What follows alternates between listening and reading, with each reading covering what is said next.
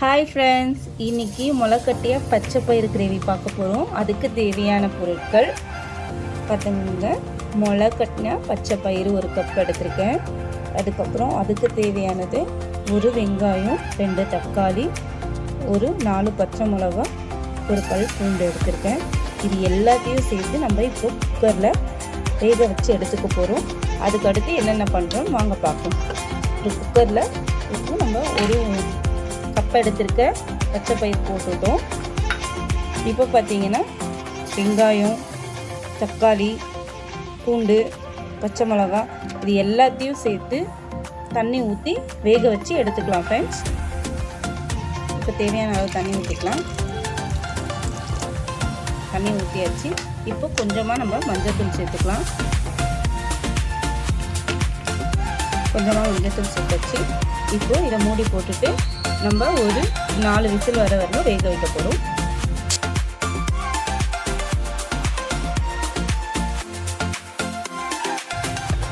இப்போ நம்ம தாளிக்க போகிறோம்.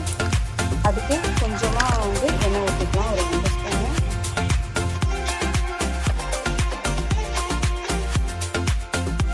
இப்போ கொஞ்சம் கடுகு உளுத்தம்பருப்பு சேர்த்துக்கலாம்.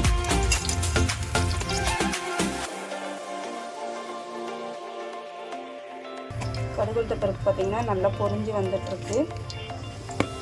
இந்த ஸ்டேஜில் நம்ம கொஞ்சமாக சீரகம் சேர்த்துக்க போகிறோம்.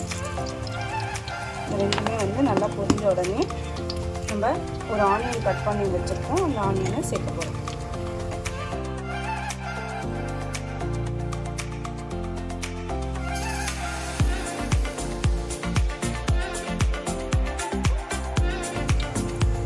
பொரிஞ்சிருச்சு. இப்போ கொஞ்சமாக கருவேப்பிலை சேர்த்துக்கலாம்.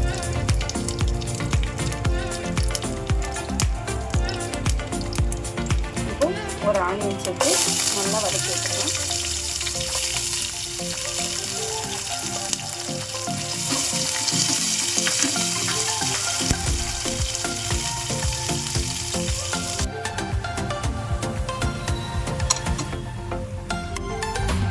இங்கே பார்த்தீங்கன்னா ஃப்ரெண்ட்ஸ், இப்போ நம்ம குக்கரில் வேக வச்ச பருப்பையும் நம்ம சேர்த்துட்டோம்.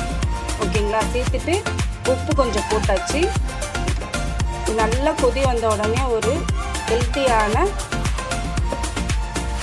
கிரீன் தாலோட பச்சை பயிரோட ஒரு நல்ல கிரேவி ரெடி ஆகிடுச்சு ஃப்ரெண்ட்ஸ். ஓகேங்களா?